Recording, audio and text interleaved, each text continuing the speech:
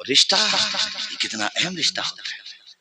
قرآن نے تو میاں بیوی کے رشتے کو اتنے خوبصورت انداز، اور قرآن شریف تو معجزہ ہے، اس کا ہر حرف معجزہ، اس کا ہر لفظ معجزہ، اور اس کی ہر آیت معجزہ۔ ہن لباس لکم وانتم لباس لہم، کیا انداز تفہیم ہے، کیا کمال بلاغت ہے، کتنی خوبصورتی سے رشتے کو بتایا۔ اللہ نے کہا اے عورتوں تمہارے شوہر تمہارے لیے تمہارا لباس ہے، تمہارے لیے تمہارا پردہ ہے، اور اسی طریقے سے کہا اے بیویو تمہارے لیے شوہر پردہ، اور اے شوہرو تمہارے لیے تمہاری بیوی تمہارا لباس ہے۔ کتنی خوبصورتی کے ساتھ بیان کیا ہے اس رشتے کو۔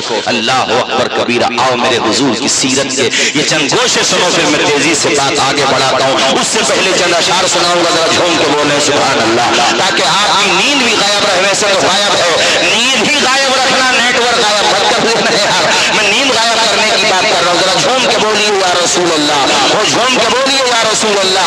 تو جہاں میں کام آئے جو ایسا کوئی کام کیجیے، تو جہاں میں کام آئے جو ایسا کوئی کام کیجیے، زندگی کا ایک پل مصطفیٰ کے نام کیجیے، زندگی کا ایک پل بولو مصطفیٰ کے دو جہاں میں کام آئے جو ایسا کوئی کام کیجیے، مصطفیٰ سے پیار کیجیے اور بے شمار کیجیے۔ مصطفیٰ سے، آپ بھی پڑھیں میرے ساتھ، مصطفیٰ سے پیار کیجیے اور بے شمار کیجیے، مصطفیٰ سے پیار کیجیے اور بے شمار کیجیے، آئیں گے حضور قبر میں تھوڑا انتظار کیجیے، آئیں گے حضور قبر میں تھوڑا انتظار۔ ذرا جھوم کے بولیے سبحان اللہ۔ ہمارے آقا کی عمر شریف صحیح روایات کے مطابق 25 سال، بعض روایات میں 24 اور 26 سال کا بھی ذکر ہے، مگر زیادہ جو راج عبارت ہے وہ مطلب روایت ہے وہ یہی ہے کہ حضور کی عمر شریف پہلی شادی کے موقع پر 25 سال، اور جن سے آپ نے نکاح فرمایا وہ بھی کتنی عظیم ہستی تھی۔ 40 سال ان کی عمر تھی، لیکن پاکیزگی میں، طہارت میں اور حسن و جمال میں، ثقافت میں، تہذیب میں اور شعور میں، فکر میں وہ عورتوں میں اپنی مثال نہیں رکھتی تھیں، یعنی ادھر وہ بے مثال تھی، ادھر آمنہ کا لال بے مثال تھا۔ غیر مسلم بھائیوں میں بیٹھا کرو، کہا کرو، چونکہ وہ حضور کی چند شادیوں پہ بہت اعتراض کرتے ہیں نا، تو ان کو کہا کرو کہ حضور کی جوانی کا جو پیریڈ ہے وہ کس کے ساتھ گزرا ہے بتاؤ؟ وہ 40 سال کی بیوہ تھی، اور حضور نے اپنی زندگی کا زیادہ تر حصہ انہی کے ساتھ گزارا ہے۔ اور مگر اللہ اکبر، خدیجۃ الکبریٰ، کیسی عظمتیں، ہماری اور آپ کی مائیں قربان ہو جائیں۔ اس فقیر کو ان کی قبر پہ فاتحہ پڑھنے کا موقع ملا ہے۔ اللہ کی قسم اس سے میاں بیوی کے شوہر اور بیوی کے رشتے کی اہمیت کا اندازہ ہوتا ہے کہ شوہر اگر گھر کے لیے سورج ہے تو بیوی گھر کے لیے چاند ہے، شوہر اگر گھر کے لیے آسمان ہے تو بیوی گھر کے لیے زمین ہے، شوہر اگر گھر کے لیے بنیاد ہے تو عورت اس گھر کی عمارت ہے، اور دونوں کا سنگم بنتا ہے تب جا کر کے گھر جنت کا نمونہ بنتا ہے، ورنہ دونوں میں سے ایک بھی غلط راستے پہ ہو، اخلاق و کردار کے اعتبار سے، تربیت کے اعتبار سے، یا مزاج نہ ملنے کے اعتبار سے، تو پھر ان گھروں کی کہانیاں اچھی نہیں ہوتی ہیں، جھگڑے بھی ہو جاتے ہیں، فساد بھی ہو جاتے ہیں، کوٹ کچہریاں ہو جاتی ہیں، طلاق ہو جاتی ہیں۔ سنو بھائیو میری طرف دیکھو اور میں بات آگے بڑھاؤں۔ حضرت خدیجۃ الکبریٰ، اللہ اکبر، کیسی عظیم خاتون ہیں کہ 25 سال شادی یعنی 25 سال کی عمر حضور کی اور 40 سال کی ان کی عمر ہے. پوری داستان نکاح سناؤں گا تو وقت بہت ہو جائے گا. اتنا سمجھیے کہ نکاح منعقد ہونے کے بعد 15 سال کا طویل عرصہ گزار چکی ہیں حضرت خدیجہ.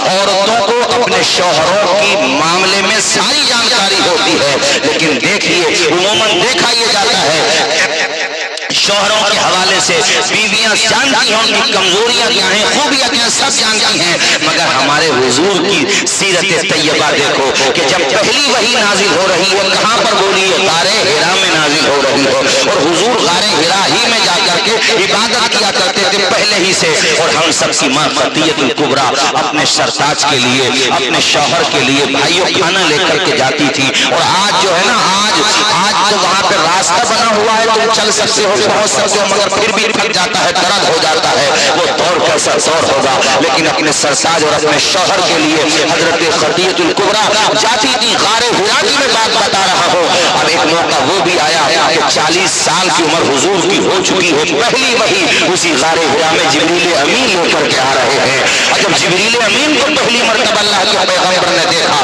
تو ایک فطری طور پر جو کیفیت ہوئی اس کو آ کر کے گھر پہ بیان کیا اور کہا زملونی زملونی، اے خدیجہ مجھے چادر اڑا دو، مجھے چادر اڑا دو. دیکھو یہ ہوتی ہیں وفادار بیویاں، اور وفادار بیویوں میں سر فہرست میں نام لے رہا ہوں حضرت سیدہ خدیجہ الکبریٰ کا. انہوں نے ایک ماڈل دیا ہے دنیا کو، ایک نمونہ دیا ہے دنیا کو کہ دیکھو اپنے شوہروں سے محبت کیسے کی جاتی ہے. تم میری زندگی سے سیکھ لو، میری سیرت سے سیکھ لو. اللہ کے پیغمبر نے جب چادر مانگی تو حضور سے حضرت خدیجہ الکبریٰ نے آپ کی کیفیت دیکھ کر کے کہا میرے سرتاج آپ تو یتیموں کے کام آتے ہیں، آپ تو جن کا بوجھ کوئی نہیں اٹھاتا ہے ان کا بوجھ اٹھاتے بھی ہیں، منزل تک پہنچا بھی دیتے ہیں. اے میرے آقا یتیموں کا ساتھ آپ دیتے ہیں، بھوکوں کو آپ کھانا کھلاتے ہیں. اللہ پاک آپ کو ضائع نہیں فرمائے گا، اللہ پاک آپ کی مدد فرمانے والا ہے. اے میرے سرتاج وہ دن آنے والا ہے جب پوری کائنات میں پرچم تمہارا ہی لہرا رہا ہوگا. تو جھوم کے سبحان اکبر حضرت خدیجہ الکبریٰ نے. تو اس سے میں ایک پیغام یہ دے رہا ہوں کہ بیوی عورت کے لیے ڈھال بھی ہوتی، یعنی بیوی شوہر کے لیے ڈھال بھی ہوتی ہے، ٹھارس بھی ہوتی ہے. اور دیکھو ادھر حضور نے کیسا نوازا حضرت خدیجہ الکبریٰ کو. اور جب انہوں نے ہمارے آقا نے نبوت کا اعلان فرمایا تو حضرت خدیجہ کی میں نے بتایا تھا نا وہ کہ اتنی بڑی تاجرہ تھیں کہ یہ کہہ لیجئے مکہ میں بڑے بڑے تجار تجارت کرنے والوں کا سرمایہ ایک طرف اور ہم سب کی ماں خدیجہ الکبریٰ کا سرمایہ ایک طرف. اللہ نے اتنا نوازا تھا. وہ جو مال تھا نا آپ کا اس کی ڈھیریاں لگی ہوئی تھی، ڈھیریاں، اور اتنی اونچی اونچی ڈھیریاں تھیں اس کی کہ ایک طرف کوئی کھڑا ہو جائے تو دوسری طرف سے نظر نہیں آتا تھا.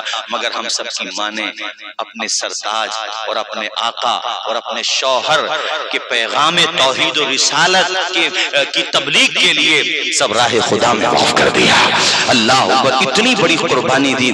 خدا کی قسم ذرا سوچئے کتنی بڑی قربانی دی ہے. اور ہمارے آقا بھی خدیجہ الکبریٰ سے ایسی محبت فرماتے کہ بعد وصال کبھی بھی ذکر آ جاتا تو عموماً ہمارے آقا کی چشمان مازاق آنسوؤں سے تر ہو جاتی.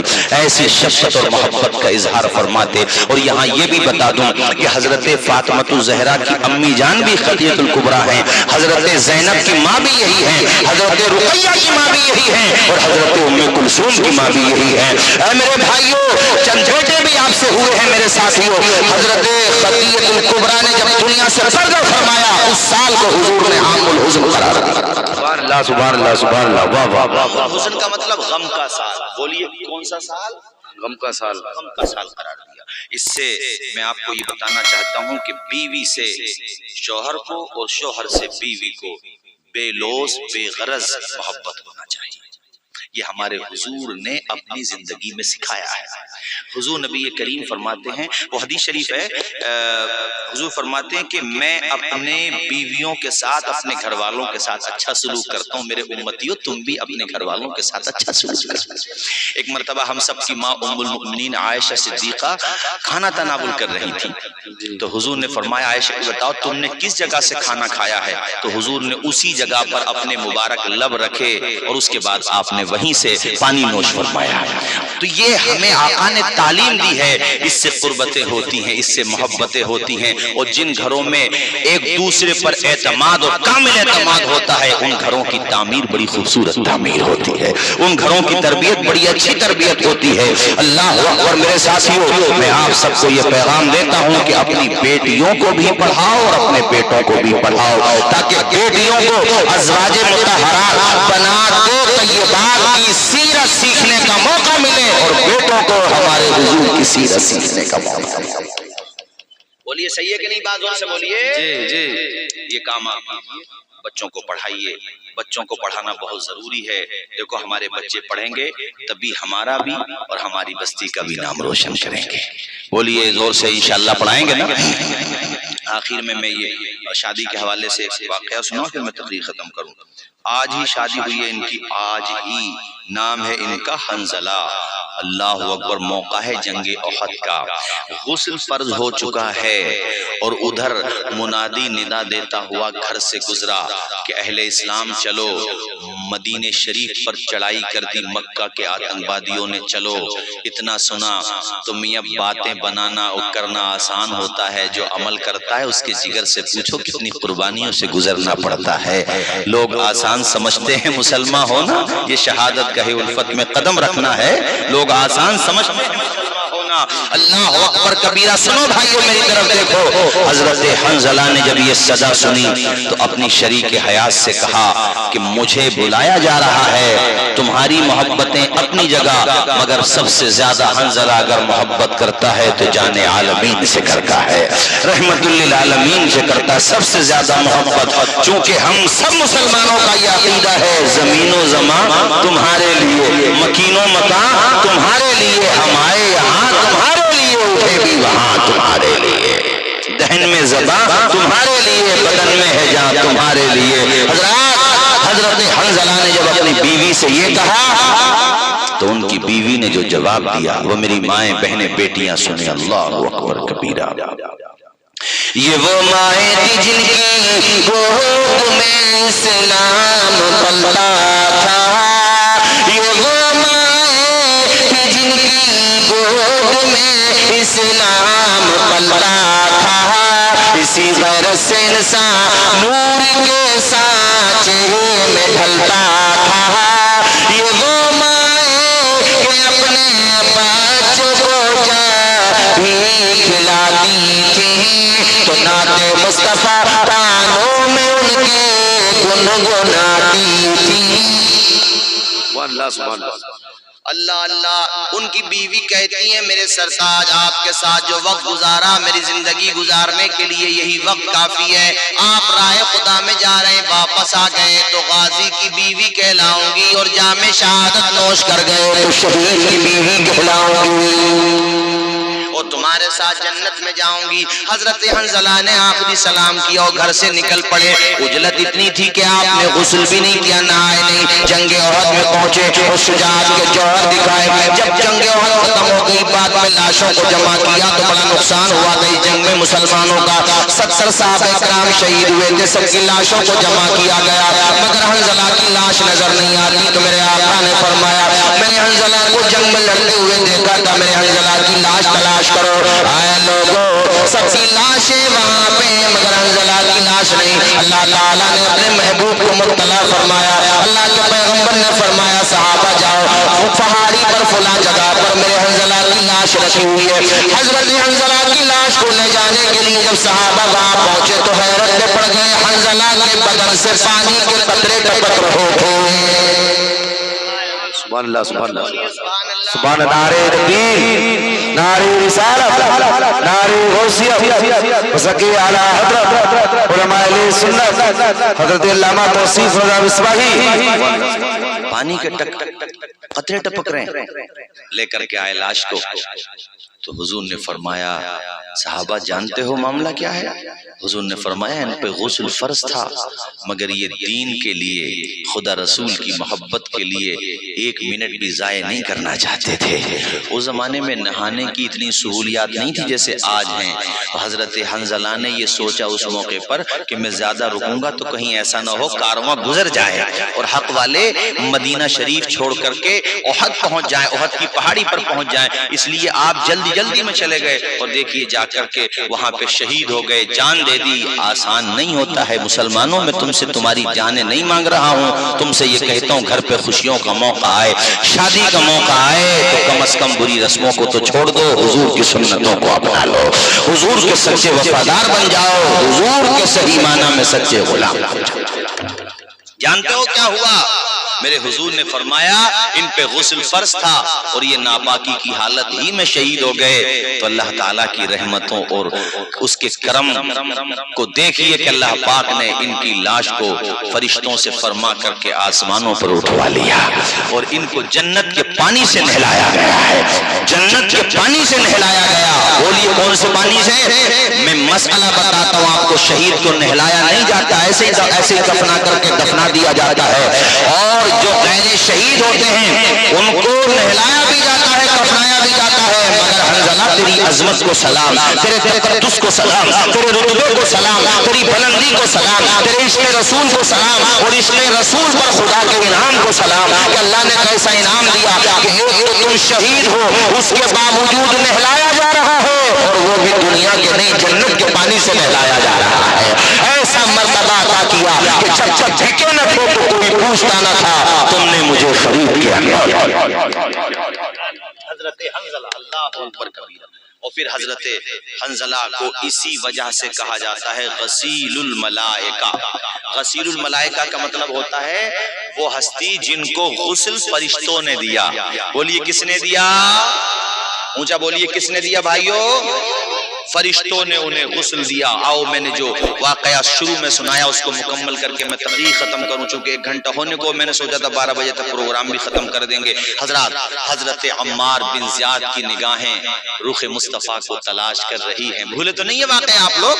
ارے بھول گئے کہتی جلدی؟ نگاہیں تلاش کر رہی ہیں تاکہ مجھے جان عالمین کا چہرہ مل جائے۔ اللہ کے پیغمبر کی چہرے والضحیٰ پہ جب ان کی نظر پڑی تو دل کو قرار آ گیا، سکون کی دولت مل گئی، اور یہ سمجھ لو کہ نئی زندگی مل گئی۔ حضور کو تو دل پہ تیر لگا ہوا تھا، کھڑا نہیں ہو پا رہے تھے وہ، اور گھٹنوں کے بل بیٹھ بھی نہیں پا رہے تھے وہ، تو دیکھو ایسے ہی کوہنیوں پہ طاقت لگا کر کے، اسی طریقے سے گھٹنے سے گھسٹنا جس کو بولتے ہیں، اسی طریقے سے گھسٹتے ہوئے حضور کی بارگاہ میں پہنچے۔ آنکھوں سے آنسوؤں کا سیلاب روا دوا ہیں، جانتے ہیں کہ رخ مصطفیٰ سے الوداع لے رہا ہوں، اب میں دنیا سے جا رہا ہوں۔ اور دیکھو انہوں نے جا کر کے حضور کے قدموں پر اپنا سر رکھ دیا، حضور کے قدموں کو چوما، اور چومنے کے بعد حضور کی طرف دیکھا، حسرت بھری نگاہوں سے دیکھا۔ اللہ کے پیغمبر نے سر پہ ہاتھ پھیرا اور کہا عمار بن زیاد تم کامیاب ہو گئے ہو، عمار بن زیاد تمہیں کامیابی مل گئی ہے، جنت کا مزدہ جافزہ سنا دی اللہ کے رسول نے۔ حضرت عمار بن زیاد اس موقع پر مسکراتے ہیں، ان لبوں پر مسکراہٹوں کے گلاب کھل جاتے ہیں۔ اس کا غم نہیں ہے، جان جا رہی ہے، خوشی اس کی ہے کہ جان عالمین کے قدموں میں جا رہی ہے۔ سبحان اللہ، اس کی کوئی فکر نہیں کہ جان جا رہی ہے، ارے جان تو سب کی جانا ہے ایک دن، مگر یار وہ جان کتنی پیاری ہے جو جان عالمین کے لیے جا رہی ہے، جو رحمت للعالمین کے لیے جا رہی ہے، جو حضور کی عظمتوں کے لیے جا رہی ہے۔ حق تو یہ ہے کہ حق ادا نہ ہوا، جان دی ہوئی اسی کی تھی، حق تو یہ ہے کہ حق ادا نہ ہوا، حضور کے لیے جان دے دی مسکراتے ہوئے، اور حضور کی عظمتوں کا کیا ٹھکانا۔ سارے عالم میں ہوگا نہ بھولا افسانہ نبی افسانہ رسول افسانہ، جس نے اپنایا اسی کو فلاح مل گئی، کوئی لائے کہاں سے اصول افسانہ۔ عمار بن زیاد کو آج بھی یاد کیا جا رہا، کتابوں میں یاد کیا جاتا، مدرسوں میں پڑھایا جاتا، جلسوں میں یاد کیا جاتا ہے۔ انہوں نے حضور کی عظمت کے لیے جان دے دی، اللہ نے انہیں زندہ کر دیا۔ مومنوں کے دلوں میں زندہ ہے، فرشتوں کی زبانوں میں زندہ ہے، ہماری درسگاہوں میں زندہ ہے، ہماری کتابوں میں زندہ ہے، سیرت وہ زندہ، جگہ جگہ وہ زندہ۔ پتہ یہ چلا جو خدا کے لیے جان دیتا ہے وہ مرتا نہیں ہے بلکہ زندہ ہو جاتا ہے۔ بولو وہ کیا ہو جاتا ہے؟ موت کا ذائقہ تو انہوں نے چکھا، مگر حضور کی عظمت پہ جان دی نا، اس لیے زندہ ہیں اور زندہ رہیں گے۔ ایسے ہی تم کربلا کی داستان دیکھ لو، جس نے بھی حضور کی عظمت پہ جان دی ہے، امام علی مقام آج بھی نام لے دو تو مسلمانوں کے کلیجے ٹھنڈے ہو جاتے ہیں۔ بولو زور سے بولو، ہمیں کتنا سکون ملتا، ان کا نام ہی آ جائے تو ہمارے دل میں محبتوں کے پیغام بلند ہو جاتے ہیں۔ امام حسین کا نام بلند ہو جائے تو دل کتنا خوش ہو جاتا ہے، کیوں؟ اس لیے کہ انہوں نے اپنا خاندان حضور کے دین پہ قربان کر دیا، حضور کے دین کے لیے انہوں نے خود کی قربانی دے دی، جوان بیٹے کی قربانی دے دی۔ تو بس آخر میں آپ حضرات سے میں یہی کہوں گا کہ اللہ تعالیٰ شادی کا موقع دے، گھر پہ بچوں کی پیدائش کا موقع اللہ عطا فرمائے، چونکہ جو بھی خوشیاں دیتا ہے وہ اللہ ہی عطا کرتا ہے۔ بولو بولو زور سے بولو، کون عطا کرتا ہے؟ بولے بھائیو، اللہ عطا کرتا۔ تو ذکر بھی اللہ کا اور رسول اللہ کا ہونا چاہیے۔ اپنے گھر پہ کبھی بھی اس طرح کی کوئی بھی بات نہ کریں جو شریعت کے خلاف ہو، بلکہ وہ کریں جس سے ہمارا خدا راضی اور ہمارے مصطفیٰ راضی، دو جہاں میں کام آئے جو ایسا کوئی کام کیجئے، زندگی کا ایک ایک پل مصطفیٰ کے نام کیجئے۔ کھڑے ہو جائیے، صلاۃ و سلام پڑھ لیجئے۔ السلام علیکم ورحمۃ اللہ وبرکاتہ۔